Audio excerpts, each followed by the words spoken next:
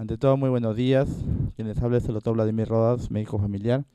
En mi presencia se encuentra el doctor Wilson Guzmán Aguilar, él es médico internista de la Unidad de Cuidados Intensivos del Hospital Regional Docente de Trujillo.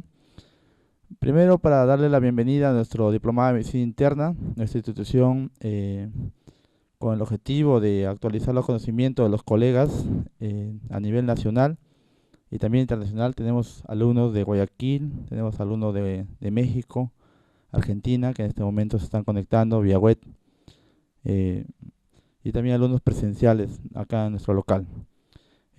Nuestro diplomado está basado básicamente en lo que es el libro Harrison, ¿no?, de medicina interna, que más adelante les vamos a ir entregando en un CD original a cada uno de los presentes, y también a ustedes, bueno, los vamos a hacer llegar mediante correo a su sede donde se encuentran. Estos primeros meses de esta semana va a ser básicamente lo que es ciencias básicas. Nos toca el módulo que es neumología, parte de lo que es unidad de cuidados intensivos, y por la tarde tenemos biogenética y en la noche bioestadística. Y algunas charlas que van a ser transmitidas online, como asma por el doctor Concepción y como ética por el doctor Luis Centeno Fuentes, que es especialista también en lo que es ética. Bueno, Wilson, te voy a dejar en una sola palabra el día de hoy. Muy contento de recibirte nuevamente con nosotros en este segundo año ya de trabajo. Él está a cargo de temas de neumonía intrahospitalaria, falla respiratoria, trastorno de la ventilación y enfermedades de la pleura del mediastino. Es un docente con amplia experiencia, ya cuajado en la parte clínica, y bueno, mucho gusto de tenerte acá. Te dejo ya en uso la palabra, Wilson. Buenos días, gracias doctor Rodas. Bueno, vamos a empezar con las exposiciones. Dentro de ellas, la primera, algo muy importante porque es una patología que se da en un alto porcentaje a nivel hospitalario. Es una de las 3 grandes infecciones intrahospitalarias con altos costos, alta mortalidad y alta repercusión social.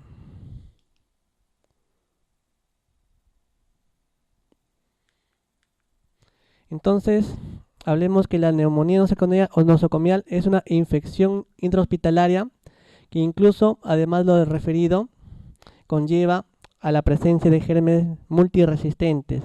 Estos gérmenes multiresistentes se dan hasta un 70% de las infecciones intrahospitalarias. Las principales infecciones intrahospitalarias tenemos la infección por catéter urinario, la infección de heridas operatorias y las neumonías nosocomiales. Entonces, reportan que se dan estas infecciones nosocomiales alrededor de entre el 0.5 a 2% de los pacientes, de los cuales el 50% se da en pacientes de UCI, lo que conlleva una mortalidad entre el 30 y el 60%, una prolongación de la estancia en el promedio de 5 días, se puede extender hasta 7-9 días adicionales, una mortalidad cruda del 70% y una mortalidad absoluta del 30%. El término neumonía nosocomial involucra neumonía intrahospitalaria del hospital y aquellas neumonías que no se deben a procesos invasivos. Dentro de ellos, la neumonía asociada a ventilación, y existe otra neumonía que están considerando neumonía asociada a ser portador de tubo endotraqueal. Entonces, separándoles, podemos decir neumonía nosocomial no invasiva y neumonía nosocomial invasiva, de manera práctica. Existen diversas sociedades como la Sociedad Torácica Americana y la Británica, donde dividen la neumonía nosocomial de acuerdo al tiempo. Vamos definiendo qué es neumonía nosocomial. Es aquella neumonía que se da 48 a 72 horas después de haber estado hospitalizado el paciente y sin que el germen se estuviese incubando durante ese tiempo. De ahí, de acuerdo al tiempo, lo definen en temprana y lo definen en tardía. Temprana lo hacen en promedio unos hasta 3 a 5 días y más de 5 días ya se considera como tardía. ¿Y por qué es importante esta división de acuerdo al tiempo? ¿Por qué? Porque es diferente una neumonía por gérmenes que todavía dependen de la comunidad y gérmenes que sean netamente del hospital. Dentro de ellos tenemos los gérmenes tardíos, tenemos las Enterobacteriaceae, la Klebsiella, la Pseudomonas aeruginosa. Esos son gérmenes que conllevan a una alta mortalidad y a un alto grado de resistencia. De acuerdo a la severidad también existen criterios de severidad, ya lo vamos a ver en detalle. Puede ser la presencia de shock, la presencia de flujo urinario disminuido. El flujo urinario normal es entre 0.5 a 2 mililitros de orina por kilogramo por 24 horas. Entonces, estado de hipoperfusión como el lactato elevado, la necesidad de oxígeno, un requerimiento más del 50% de FiO para mantener una saturación más del 90%, el 2/3 de infiltrados a nivel de los campos pulmonares ya se consideran como severa. También existen factores de riesgo, claro, factores de riesgo para pacientes para adquirir gérmenes multiresistentes, por ejemplo, el uso de antibiótico-terapia 90 días previos a su hospitalización se considera como un factor de riesgo para gérmenes multiresistentes. También el uso del estado de inmunodepresión, como ellos, el principal estado de inmunodepresión es el cáncer. Enfermedades inmunológicas también, como artritis reumatoidea, lupus eritematosos sistémicos, consideran como factores de riesgo. Entonces, estas sociedades también definen neumonía nosocomial grave. Y hay otras sociedades que diferencian neumonía asociada a ventilación. Neumonía asociada a ventilación generalmente dice porque de acuerdo al estado de conciencia del paciente y de acuerdo a las comorbilidades, entonces hay una alteración de las defensas, entonces se producen microaspiraciones. Estas microaspiraciones conllevan a, de acuerdo a todos estos factores del huésped con sus comorbilidades y al medio ambiente, conllevan a la adquisición de la neumonía nosocomial en sí. Álvaro y Anand dieron criterios para neumonía asociada a ventilación. Igual, el tiempo en promedio es mayor de 48-72 horas de permanencia en un hospital y por un promedio de 48-72 horas de estar con el ventilador mecánico. En el Perú se habla que este tipo de neumonía se da en el 63.9% de los casos, con una mortalidad del 38.5%, comparado con estudios que también el Perú formó parte de estudios internacionales, donde formó parte, donde refieren una mortalidad del 44.9%. Entonces, ¿qué criterios hay para el diagnóstico de neumonía nosocomial? Existen diferentes sociedades, la americana, la canadiense, la sudafricana, la portuguesa, la británica. Miren, nuevos infiltrados, fiebre, más 2 de los siguientes, un conteo de leucocitos incrementado y esputo purulento. Y mira, ¿qué más? Cuando vamos a tratar una neumonía nosocomial hay que ver qué tipo de germen hay. De manera empírica, de acuerdo a factores de riesgo, podemos dar los medicamentos de base. Si es temprana, medicamentos que no sean anti-pseudomonas o anti-Klebsiella. Si es tardía, hay que dar con una mayor cobertura, como cefalosporina anti-pseudomonas, cefepime, ceftazidima, porque estos son gérmenes altamente mortales y conllevan una alta resistencia en sí. Pero hay que tomar muestra, porque ¿cómo sabemos si el medicamento que estamos dando es el adecuado? Entonces, clínicamente, ¿cómo va el paciente? No se olviden que siempre manda a la clínica. Si el paciente está yendo bien, sin fiebre, y aparece un nuevo cultivo, pseudomona, no lo hagan caso. Si ya terminó sus 7 días de tratamiento, el paciente sigue estable, solamente es una contaminación. Pero hay que tener cuidado para no incurrir en errores. La clínica manda primero los controles radiológicos de mejoría o de acuerdo a la evolución del paciente. Pero existen diversas formas de realizar esta toma de muestra para la determinación del germen y determinar su antibiograma. Aspiración endotraqueal, lavado bronquial alveolar o el cepillado. Y acá están las unidades formadoras de colonia. 10 a la 5, 10 a la 4 a la 5, 10 a la 3. Pero vemos que no hay mucha diferencia. O sea, en lugares donde no contemos un fibrobroncoscopio para tomar la muestra, para hacer el cepillado, el lavado bronquial alveolar, no hay mucha diferencia. Una buena muestra bien tomada endotraquealmente, miren, tiene iguales. Salvo que el cepillado, ya pues el cepillado ya es algo más práctico, pero en una muestra bien tomada y estudios que comparan incluso en un ambiente endotraquealmente como el cepillado, no hay diferencia significativa. Entonces hay que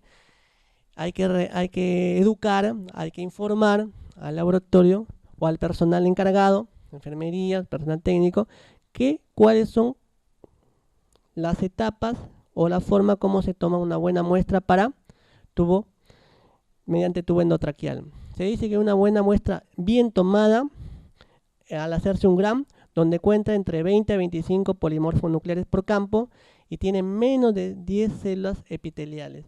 Eso se dice que es una muestra bien tomada.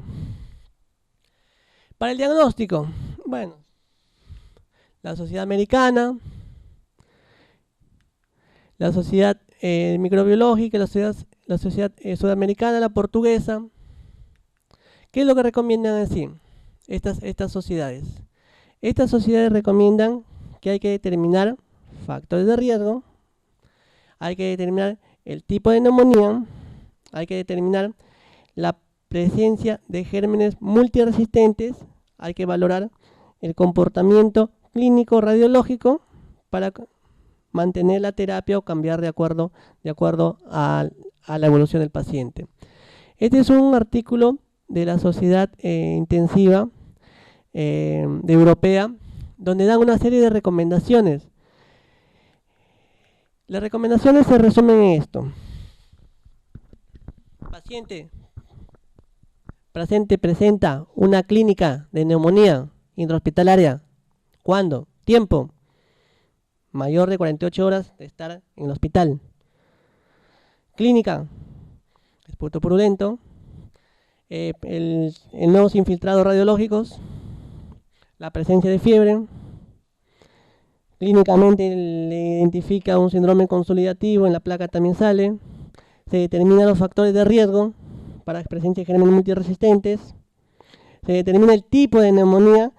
Hablemos no invasiva de invasiva, es un término que estoy definiendo en estos momentos porque no está establecido así. No invasiva, ¿cuál será? Aquellos pacientes que no están intubados y que no están en máquina. La invasiva, lo contrario. Entonces, tomamos las muestras, vamos a, de acuerdo a la estabilidad hemodinámica, el paciente esté estable, esté inestable. Esté estable, no te aloques, usa solamente las cefalosporinas, los monobactámicos. De acuerdo al tiempo de evolución, lo puedes coberturar antipseudomonas, antiklebsiella o no, temprano o tardía. A las 48 horas de tratamiento, hasta 72 horas, reevalúas. ¿Cómo va el paciente clínicamente? Bien, mantén la terapia. Pero me ha salido esta pseudomona. Pero el paciente está bien. Pero este patrón de sensibilidad, ¿cómo se está comportando?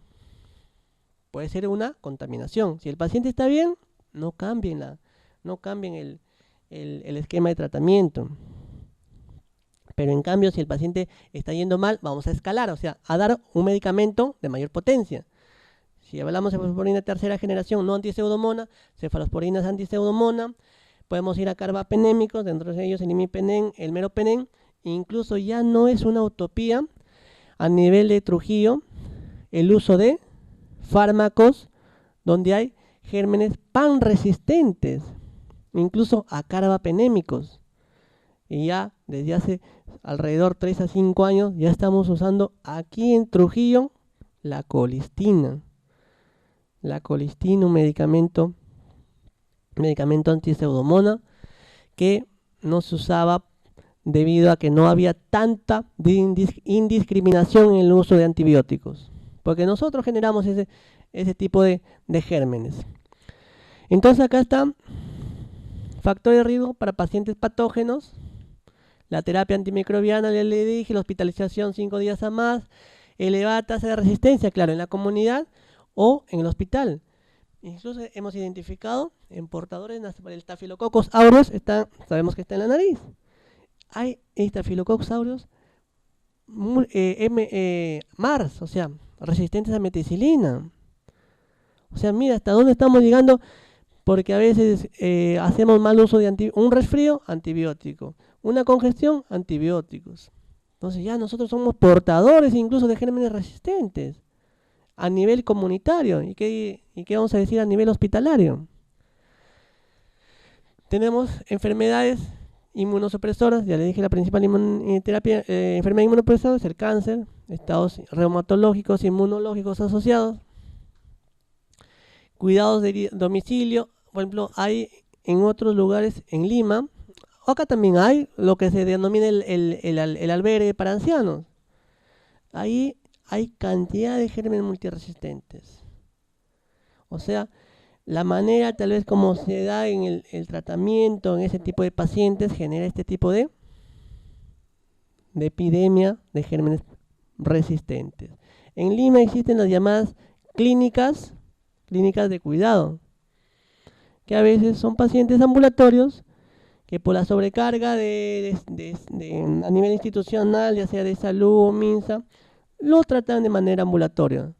Pero acá a veces se hace mal uso de los antibióticos y continuamos con la generación de la resistencia bacteriana. Entonces acá está la terapia tal como les había dicho. ¿Hasta cuándo dar el tratamiento? Eso sí depende. Salió un artículo que refería hasta 7 días. No, pero un momentito. 7 días para aquellos patógenos que no son hospitalarios, más de 3 a 5 días de estancia hospitalaria, porque aquellos la pseudomonas, la Klebsiella, que no son. En su defecto podemos extender hasta 14 días su tratamiento. Mire, la portuguesa ya lo define acá, miren, 10 hasta 15 días. Entonces, ese es un trabajo que se realizó en cuanto a qué criterios diagnósticos y pronósticos de neumonía intrahospitalaria grave. Vemos acá, este es un flujograma donde define acá el esquema de tratamiento resumido. Paciente se le define el tipo de neumonía, tratamiento empírico, 2 a 3 días revalúas. Cultivos, ya debes haber tomado tus cultivos antes de iniciar el tratamiento. Como en la clínica, empeoramiento de los síntomas. Cultivo positivo, cambias. Cultivo negativo, continúas el tratamiento. Mejoramiento de los síntomas, cultivos positivos, considerar desescalación, claro. Pero un cultivo positivo, ya les he dicho, estando el paciente estable clínicamente, no lo cambies el antibiótico. Está yendo excelente, ya no hay flema, ya no hay fiebre, ya no hay dificultad respiratoria, ya no hay hipoxemia. ¿Para qué vas a cambiar también? A pesar de que te salga un cultivo positivo. No, mantén el tratamiento. A diferencia que el paciente yendo mal, sí, tienes que hacer caso. Incluso si hay empeoramiento de los síntomas, pasados 5 días y ya llegaste al tope, hay que identificar otro germen que se asocia. ¿Cuáles son? Los hongos. También los hongos invaden la vía respiratoria y complican al paciente. Son los criterios que les había referido de gravedad: la presencia de shock, el uso de aminas vasopresoras, la diuresis, insuficiencia renal que quiere diálisis, y la necesidad de oxígeno del 35% para mantener una saturación mayor al 90%, o la progresión rápida multilobular o cavitación, u otros lo definen más de 2/3 de los campos pulmonares lo definen como neumonía intrahospitalaria grave. Igual acá lo dividen en leve, moderada, severa, de acuerdo a diversos factores, más de 3 factores, 2 factores, luego en leve, moderada, severa, pero también acá hacen una gran distinción: riesgos para Staphylococcus aureus metilino resistente, dentro de ellos hospitalización por largo tiempo, historia de colonizaciones previas o tratamiento por largo tiempo, cerca de 2 semanas con antimicrobianos. La presencia de operaciones intrahospitalarias que persisten febriles por más de 5 días también es un factor de riesgo para Staphylococcus aureus. Entonces, en caso de inestabilidad en ese tipo de pacientes, no podemos estar jugando con medicamentos de menor escala o de menor potencia. Entonces debemos darle el máximo, porque está inestable, está chocado el paciente, debemos hasta optimizar la estabilidad, y de acuerdo a los cultivos ya podemos desescalar. Porque en una infección abdominal no se mete solamente el Staphylococcus, sino se meten gram negativos y hongos también. Entonces, tipo de germen, Antes se decían que predominaban los gram negativos, ahora los gram positivos, dentro de ellos el Staphylococcus está saliendo a la cabeza. Pero como gram negativos en conjunto, sí. Pero aislados tipo por germen, el Staphylococcus es el que está saliendo a la cabeza. ¿Qué más? Ya, Pseudomonas fue comúnmente aislado, Enterobacter, Klebsiella y la E. coli. Incluso hay E. coli también, la E. coli productora de betalactamasas.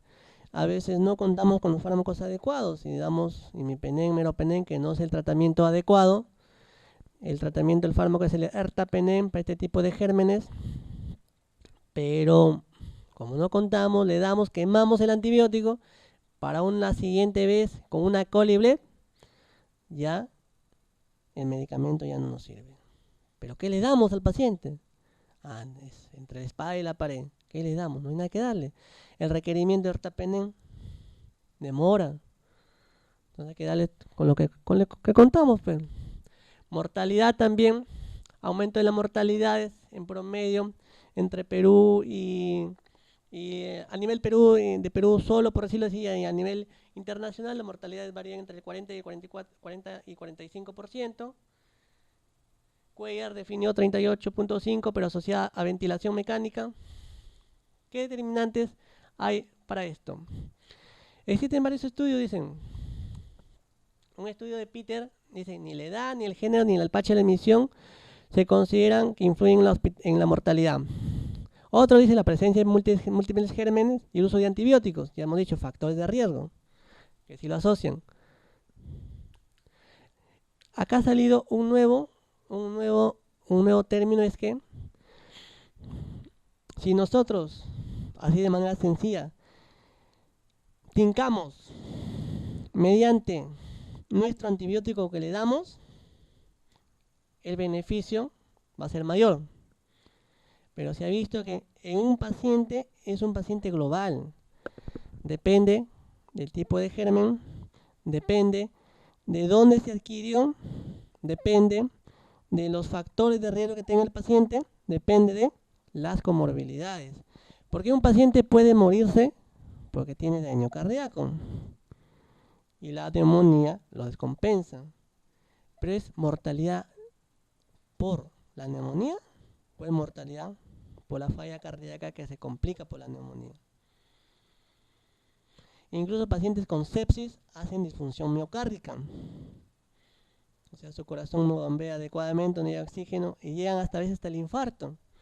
Entonces, en un paciente que ya tiene un estado como de patológico previo dañado.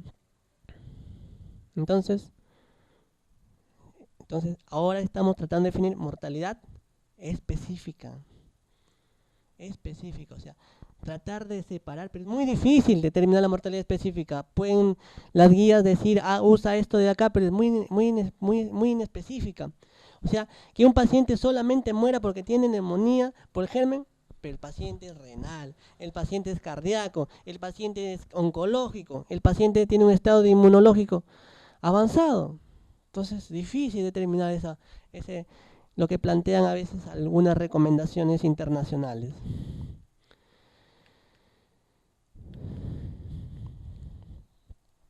Acá dan una gran importancia. Nosotros debemos instaurar una terapia empírica antimicrobiana adecuada y desescalarlo progresivamente para evitar la aparición de gérmenes multiresistentes. Claro, es en teoría.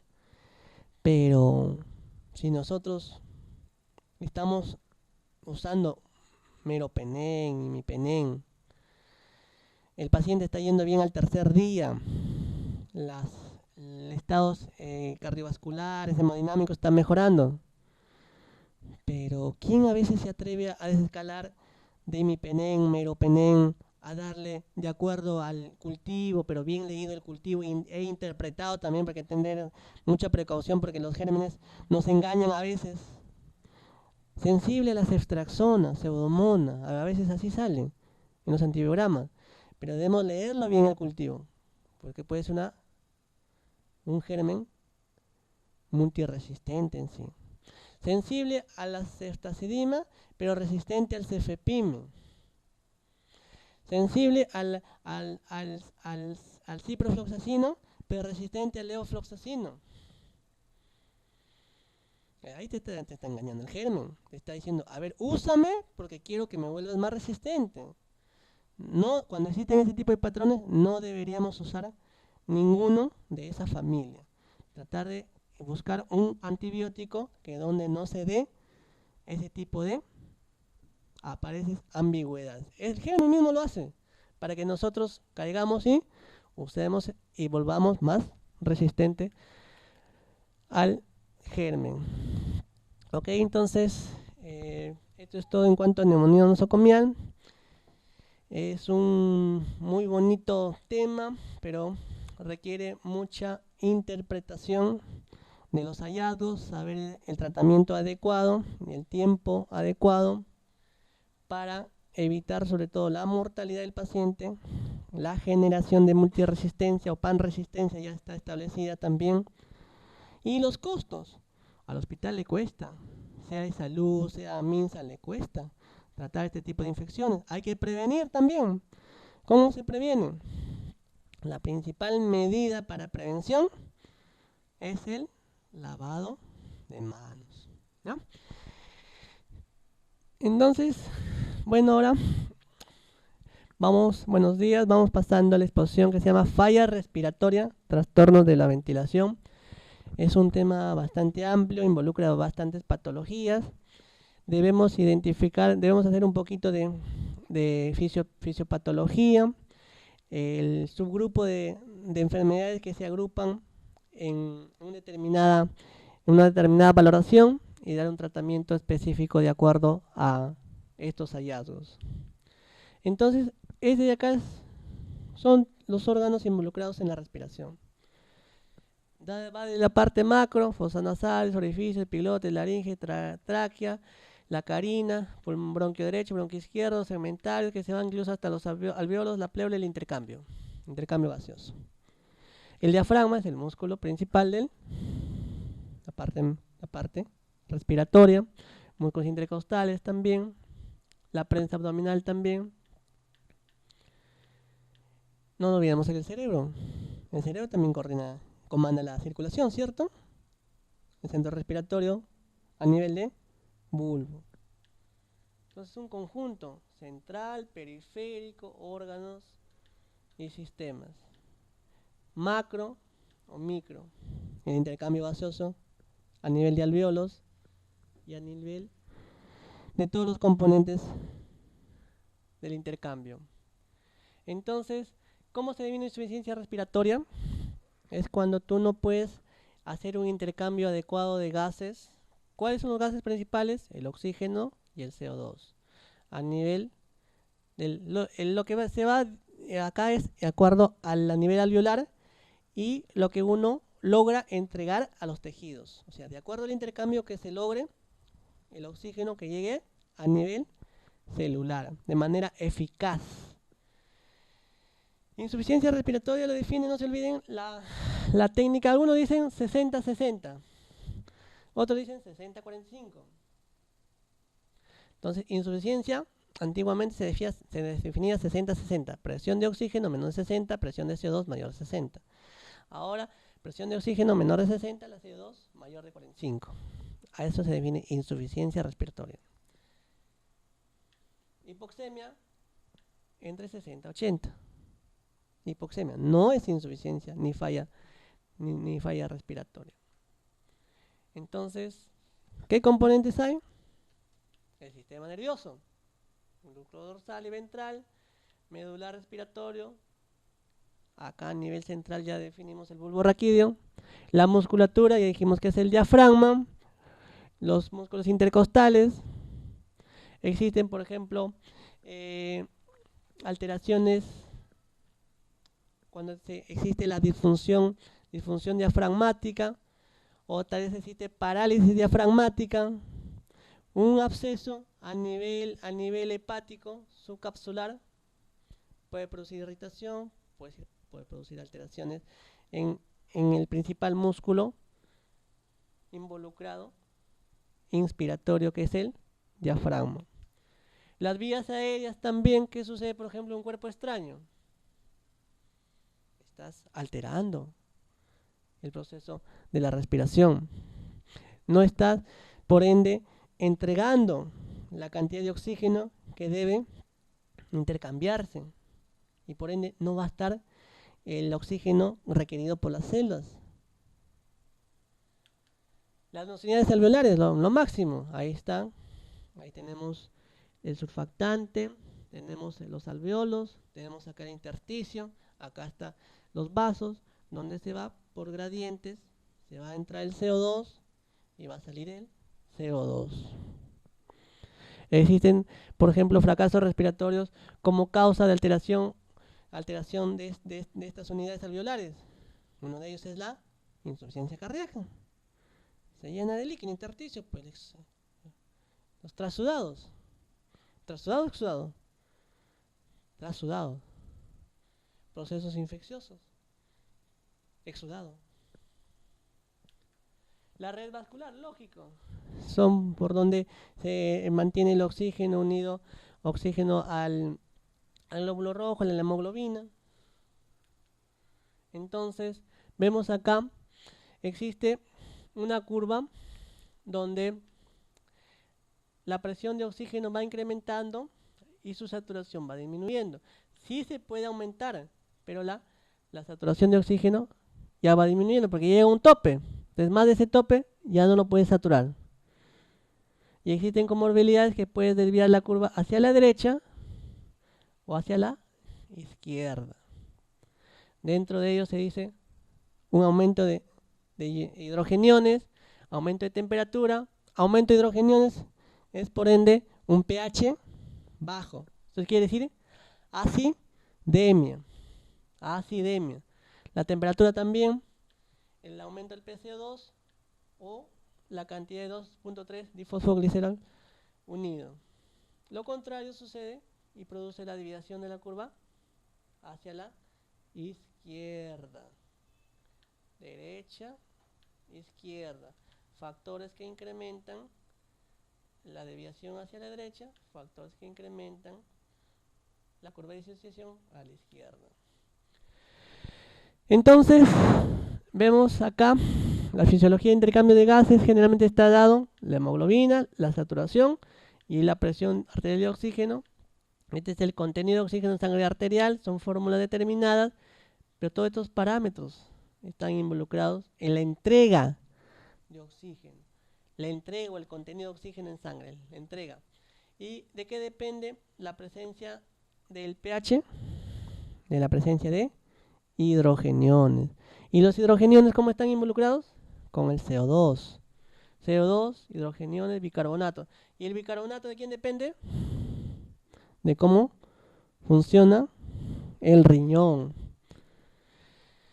Entonces acá existe un tipo de clasificación de las insuficiencias respiratorias de acuerdo a su evolución: aguda, días, horas o una semana; crónica, más de ese tiempo; una crónica reacudizada, el paciente ya tiene su enfermedad de fondo, una fibrosis, un EPOC.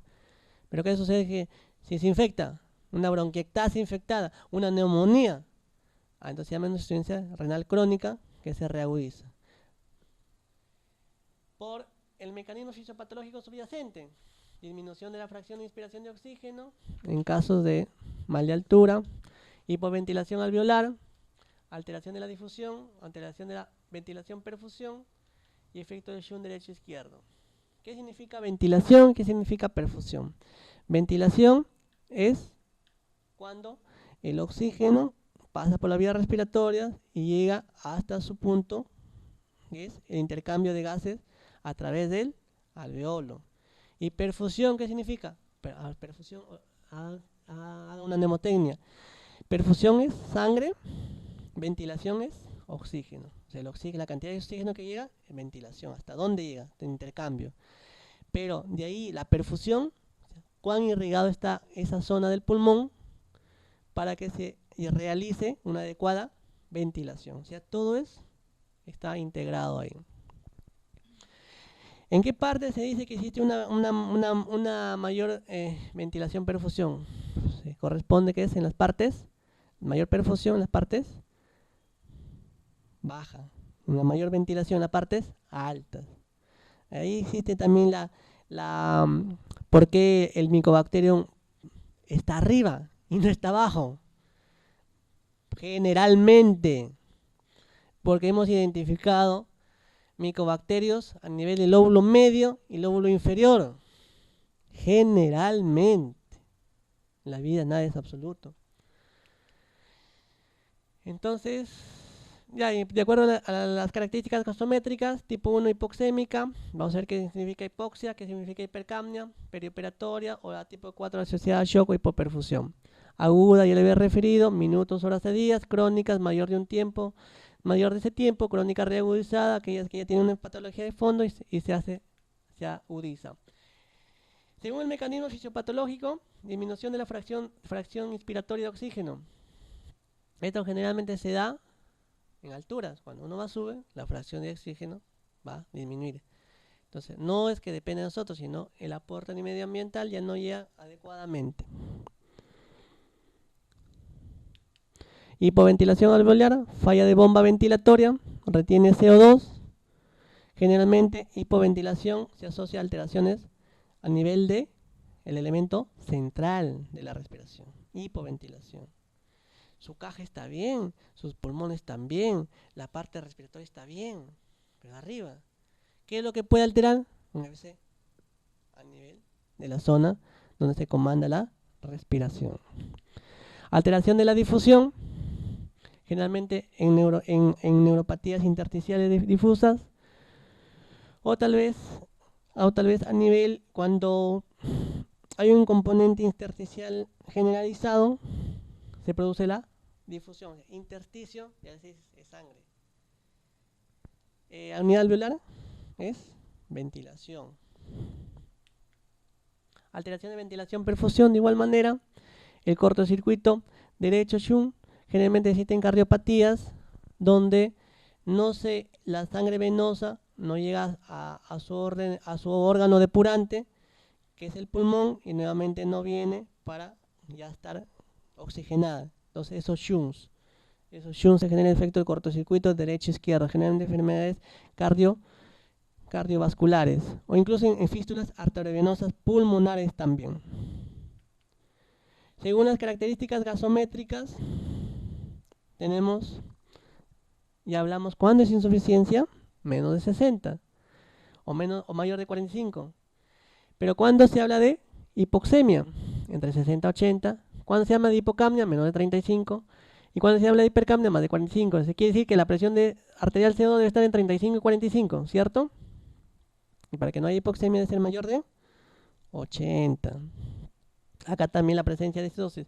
¿Qué diferencia hay entre acidemia y acidosis? Acidemia es sangre. Sangre.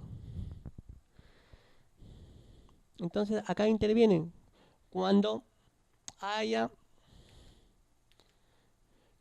por ejemplo, una presión de CO2 disminuida, menos de 35, hablemos 28.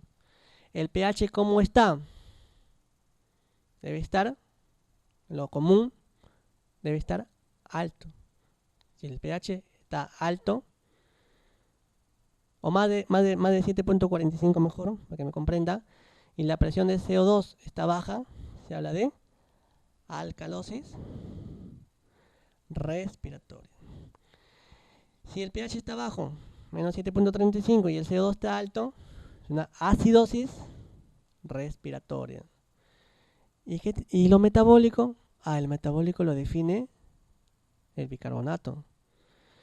El pH bajo, bicarbonato bajo, se habla de una acidosis metabólica.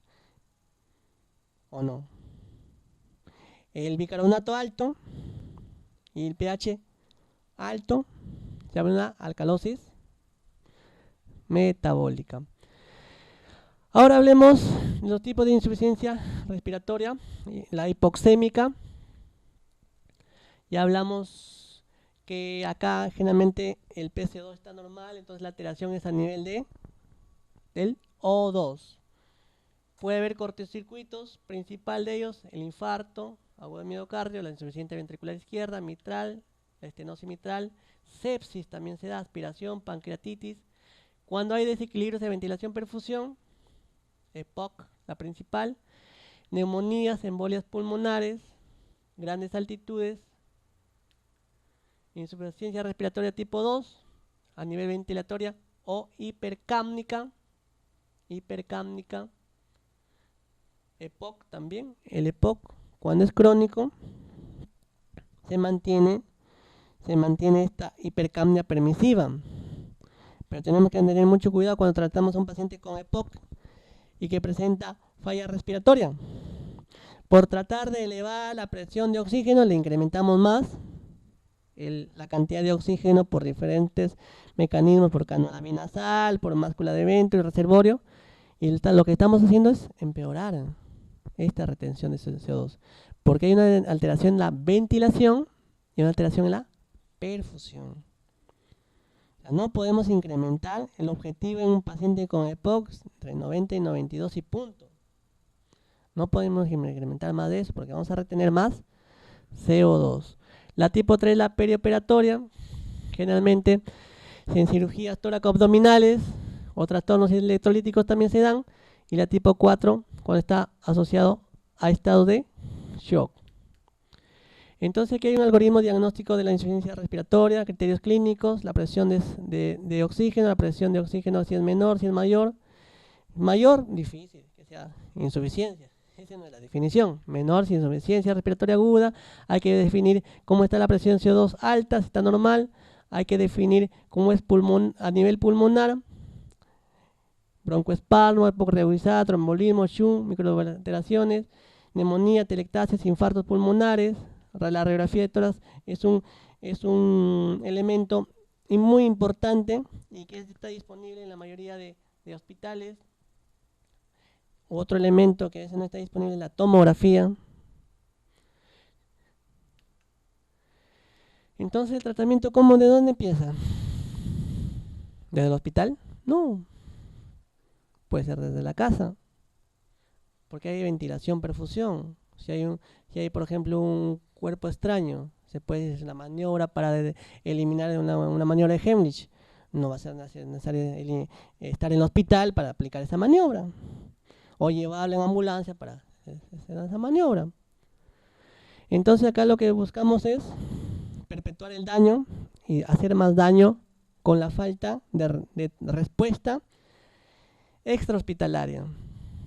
La atención debe ser el lugar de la atención inicial debe darse en el lugar de la atención, en el domicilio del paciente o durante el transporte al hospital. Las ambulancias deben estar equipadas. O sea, una ambulancia sin oxígeno, una ambulancia sin pulsioxímetro, aunque es la realidad, diga doctora. Hay que tener mucho cuidado, por eso uno se tiene que invertir en salud. ¿Por qué? Porque esto de acá va a complicarse más, va a generar más costos, pudiendo resolverse incluso algunos tipos de alteraciones en la ventilación a nivel de extrahospitalario. Entonces acá lo principal, la vía aérea, secreciones, la buena respiración. Hay que ver la necesidad de dispositivos que incrementen la necesidad de oxígeno. Hay que definir la parte circulatoria. Por ejemplo, a pesar de que usted le está dando un adecuado aporte de oxígeno, ¿por qué el paciente sigue cianótico o sigue con shock? Hemotórax, trastorno hemodinámico, atención. Por más que le dé oxígeno, si está haciendo una compresión a nivel, como está haciendo una pericarditis constrictiva externa, pues. Neumotórax, atención. Aguja descompresiva. Personal indicado. Bueno, metes una aguja, aspiras, listo. Algo de rescate que se puede hacer durante el transporte incluso, pero por personal capacitado. ¿Qué más? A nivel 2 o 3, de acuerdo a la gravedad, se van a la UCI, pues. Pero no nos olvidemos que el tratamiento no debe ser esperar a la UCI. A veces hay interconsulta para poder definir el modo ventilatorio. El modo del ventilador. O sea, a veces existe un poco de desconocimiento en cuanto al personal, que incluso el manejo debe darse desde el misma área crítica. No UCI. No UCI. Se debe valorar en el área de hospitalización o el área crítica la presencia de insuficiencia respiratoria aguda, su severidad, el tipo de falla, ya hablamos tipos, la probable causa, las condiciones de problemas clínicos asociados y la necesidad de transferencia posteriores a la unidad. ¿Qué debemos valorar? Electrolitos, sodio, potasio, hemograma, hemoglobina, glicemia, creatinina, balance de fluidos, su AGA, no nos olvidemos un AGA. Si contamos, un AGA te define trastorno hidroelectrolítico, trastorno ácido-base, te define también la presencia de insuficiencia respiratoria, hipoxemia, hipercapnia, te da los patrones distintos de trastorno ácido básico. Manejo inicial, ya pues tienes, si el paciente está asfixiando, se lo vas a colocar en plano, debes colocarlo en 45 grados, su oxígeno, sus oxígenos con los diferentes sistemas para que entreguen al 50%, al menos para que saturen entre 90 y 92, o mayor requerimiento, la zona nasogástrica, nebulizaciones, en caso de ser necesario, la terapia específica para la falla respiratoria y determinar el ingreso al paciente ya a la unidad. Entonces, esto es en cuanto a trastornos de la ventilación. Identifiquemos el tipo, las causas y tratemos de acuerdo a las causas. Esa es la conclusión.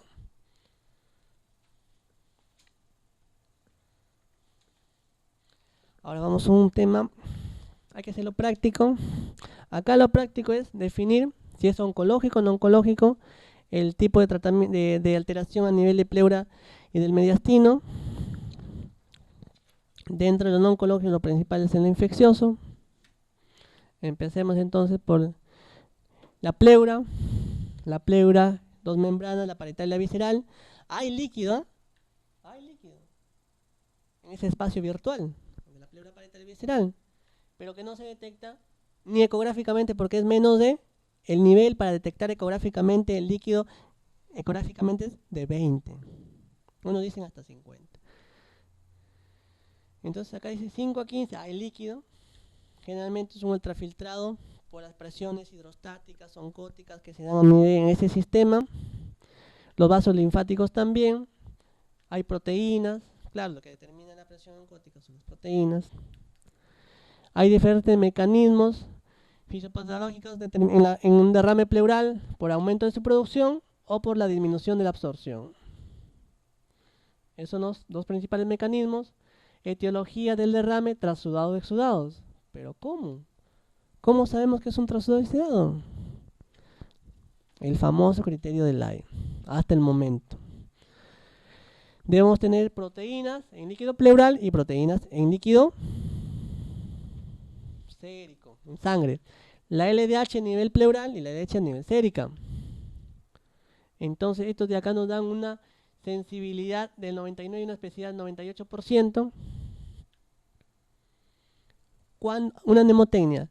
Cuando esta relación líquido pleural proteínas o LDH, el pleural en suero es mayor, es un exudado. Menor es un trasudado.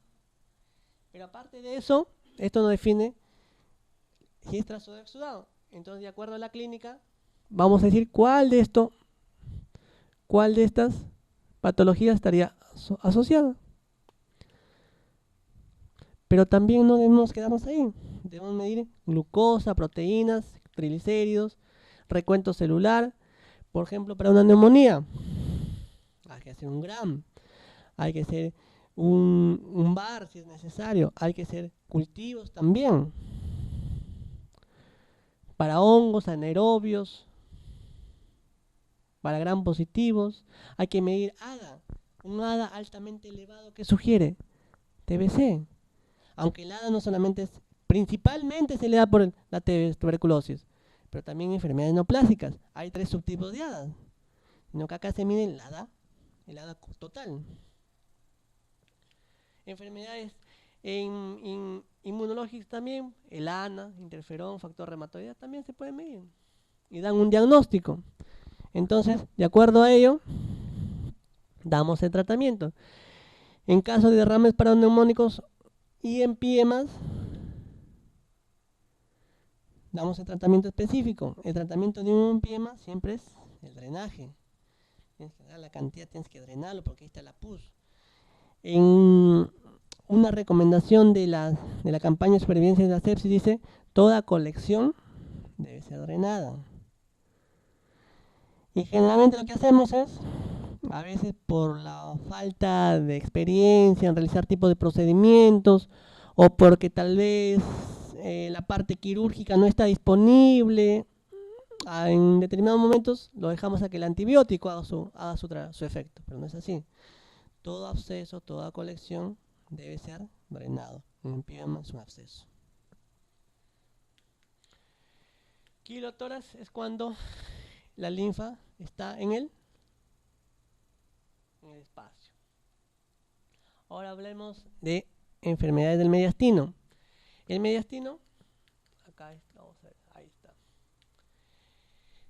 El mediastino es un área que se encuentra, como dice acá, un compartimiento anatómico extrapleural situado en el centro del tórax entre el pulmón derecho y el izquierdo, detrás del esternón y las uniones condrocostales, por delante de la vértebra, en la vertiente más posterior de las costillas, está limitada por debajo por el diafragma y por arriba por el istmo cérvico-torácico.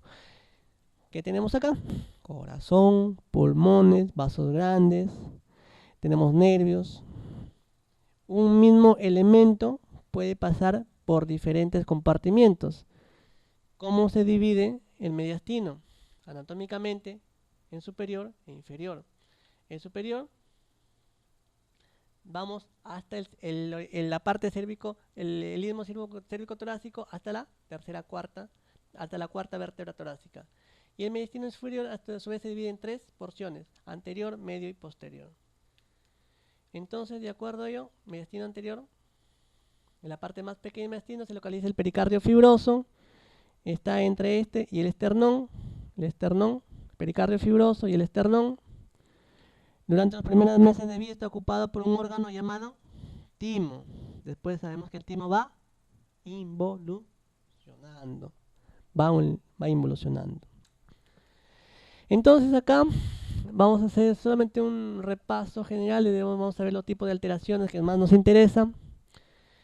Mediastino superior, tronco brachiocefálico, carótida, subclavia, tiroidea, la vena de la brachiocefálica, la tiroidea inferior, los nervios vago, frénico, laringeo recurrente. No olvidemos que discurren, vago, frénico, discurren por los diferentes tipos de mediastino. Ligamentos, el timo, en la parte media las arterias, tronco pulmonar, las venas pulmonares, el frénico, mira el frénico, pero no está en la parte anterior, claro, porque discurre, el vago también. El tronco de la pulmonar, el frénico, torácico, mediastino posterior, la aorta descendente y la aorta ascendente, las higos, el nervio vago. Entonces vamos en cuanto a los síndromes o la patología asociada al mediastino. Lo definen como síndromes mediastínicos, patología no tumoral y patología tumoral. Síndrome mediastínico, esto ya que es el principal síndrome mediastínico, síndrome de la vena cava superior. Causas no tumorales, causas tumorales. Generalmente se da por causas tumorales. Causas no tumorales. A veces hay complicaciones durante los procedimientos que hacemos. Un catéter venoso central a nivel subclavio puede generar una síndrome de vena cava superior. Bueno, síndrome de vena cava superior. Porque a veces muchos pinchazos generamos trombos a nivel subclavio y estos trombos generan vena cava superior. El síndrome de la vena cava superior. Como les había referido, el 95% de los casos está asociado a neoplasia, siendo el 85% carcinoma pulmonar la principal causa. Otros metastásicos no pulmonares, linfomas, carcinomas.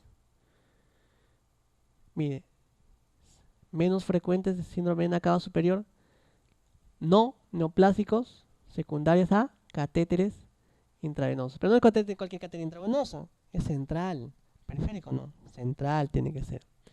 El diagnóstico clínicamente, ahí están los síntomas: edema facial, claro. Acá ustedes habrán visto una comparación como si fuese el hombre Hulk, que se ve sus venas como si fuese a una citis, pero acá, a nivel de la parte subclavia, sospechen cuando la cara está tumefacta, rojiza, dolor, se ven hinchadas las venas. Clínicamente, síndrome de la vena cava. Hay que buscar la causa, una radiografía de tórax, un TAC de tórax, biopsiar, generalmente le había referido que es neoplásico. Ya, pues si has colocado un catéter venoso central, hazle un Doppler para que definas dónde está el trombo y trates de tratarlo. Tratamiento, medidas generales: oxígeno, diuréticos, esteroides, quimioterapia, lógico, de acuerdo al tipo de neoplasia, radioterapia, de acuerdo al tipo de neoplasia. El síndrome mediastínico medio, hay que ver qué órganos están involucrados. ¿Es frénico? ¿Es troncobrachiocefálico? ¿Es vago? Se dan. A veces por intervenciones quirúrgicas, lamentablemente, cogemos algunos determinados de órganos y ocasionamos este tipo de síndromes mediastínicos. El inferior se produce por compresión de la vena cava inferior, dando lugar a hepatomegalia, citis, edemas, lógico. Posterior, un síndrome de excitación simpático, el llamado síndrome de Beaufort-Dupetit, que produce midriasis, exoptalmo y aumento de la hendidura palpebral. Lo contrario es el llamado clásico síndrome de Claude-Bernard-Horner, que es miosis, disminución de la hendidura palpebral y enoftalmo. Patologías no tumorales. Acá está la mediastinitis. Mediastinitis es un proceso inflamatorio infeccioso en agudas y crónicas, generalmente asociados a rupturas. Dentro de ellas la principal es la ruptura esofágica, en el 75% de causas de origen iatrogénico. Es el dolor external, porque está a nivel mediastinal, brusco, intenso, fiebre, escalofríos, es una emergencia. El contenido esofágico se va al mediastino y conlleva una alta mortalidad, la mediastinitis aguda. Tratamiento quirúrgico y tratamiento antibiótico. La placa nos puede servir, la tomografía mejor. El tratamiento con antibióticos de amplio espectro, imipenem, cefotaxima, más clindamicina, el pronóstico es bastante reservado. Pero cuando se dan las medidas quirúrgicas y médicas conjuntas, mejora su pronóstico. Mediastinitis crónica, generalmente ahí estamos, granulomatosa. Inflamación crónica, la principal puede ser una tuberculosis, mediastinitis, dolor, disnea. Puede ser una tuberculosis que es la madre. Síntomas clínicos de mediastinitis crónica son variables, pueden dar síndrome de vena cava superior, obstrucción de las venas pulmonares, alteración del conducto torácico también, el diagnóstico por radiografía, TAC, lo mismo. El tratamiento depende del agente causal. Tuberculosis, ¿cuál es el tratamiento? Hay que darle el esquema. Síndrome de vena cava superior, ¿a dónde está la alteración? ¿Dónde está la fibrosis? Corregir eso. ¿Pero cuál es la causa de la fibrosis? TBC, histoplasmosis, neumomediastino. Neumo es aire, mediastino es aire. En el mediastino, igual, es una emergencia médica. Puede ser por el parénquima pulmonar, por maniobra de Valsalva o proveniente de las vías aéreas, puede haber una fístula broncomediastinal. Del esófago también, del cuello también, de la cavidad abdominal también. Una radiografía generalmente ayuda, la tomografía es mejor. Hemo es sangre. El tratamiento es dónde está el sangrado, trata quirúrgicamente, transfunde. Tumorales, ya les había dicho, timomas, glándulas germinales, tiroides, mediastino anterior. Medio, tenemos metástasis, linfomas, posterior, neurogénicos, esofágicos, quistes. Manifestaciones clínicas: dolor, tracción, invasión de tejidos mediastinos, depende, tos, disfagia, disfonía, depende de dónde esté la afectación. Si es parte respiratoria, traqueobronquial, disnea, tos. Pleural, dolor torácico, derrame pleural, el dolor pleurítico. Circulatorio venoso, síndrome de vena cava. Cardíaco, insuficiencia cardíaca. Digestivos, esófago, disfagia. Nervios intercostales frénicos, dolor parietal. Una placa simple que te indique ensanchamiento del mediastino con una opacidad, altamente probable que sea una neoplasia. Y hay que tomar estudios, hay que hacer estudios porque no solamente en tratamiento quirúrgico, podemos biopsiarlo. Claro, si queremos maniobra menos invasiva, una biopsia tras la pared, una videotoracotomía también podría ayudar para llegar al diagnóstico, porque el diagnóstico nos permite tratar. Si es un cáncer, ¿qué tipo de cáncer? ¿Qué le damos? ¿Quimioterapia, radioterapia o conjunto? Entonces, ese es el tratamiento específico de las patologías que involucrarían enfermedades del mediastino. Ok, bueno, ya terminamos. Espero que haya sido de una manera práctica la exposición y espero sus preguntas.